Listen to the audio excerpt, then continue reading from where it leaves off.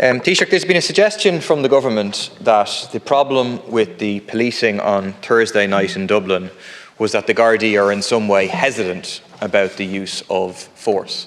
It struck me as very strange. They were not hesitant about using force against striking Debenhams workers, overwhelmingly women. They weren't hesitant about using force against the community of Rossport when they were standing up to Shell. They weren't hesitant about using force against many anti-water charges protesters. They weren't even hesitant about using force against rough sleepers on Thursday night. It seems that this hesitancy is something only reserved for the far right. And it seems to me that that comes right from the top of the Gardaí, of an explicit strategy of not, quote, falling into the trap of far-right protesters, according to the commissioners, of a softly approach. And what that has looked like is allowing far-right agitators to disrupt people going about their work, escorting far-right agitators into a library in Swords, going past anti-fascist protesters, permitting them to harass pharmacists, permitting them to board buses, permitting them to harass homeless migrants.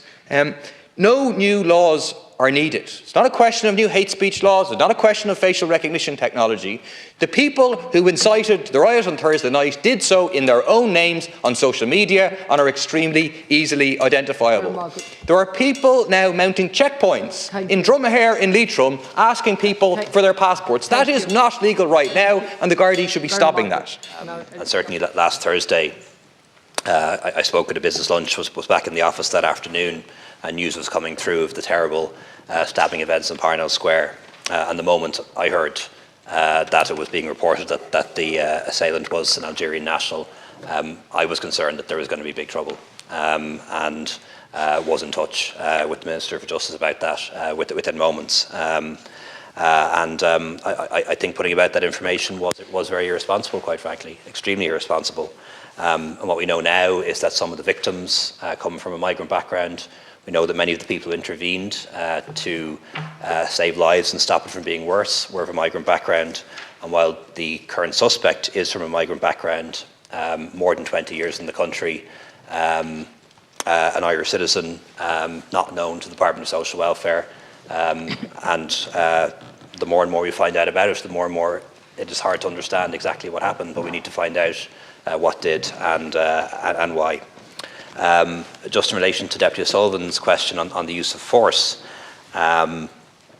we ask Gardaí to use all necessary force to do their job and also to protect themselves, which is really important too. And what none of us want is excessive force. None of us want that to happen. And I know for the Gardaí it must be really hard to get it right. How much force is the right amount of force to use, and how do you make that decision in a rapidly developing situation when you don't necessarily know what's going on behind you or what's going on in other places too. And I think we have to make sure that they have the best equipment to protect themselves. And I think body cams are a big part of that, and Minister McEntee's reform programme includes that, and I hope we can have them very soon. CCTV is part of it as well, and also making sure that they have the best possible training as well, and that if they do use necessary force, that they're supported by Garda management, by government, and they will be.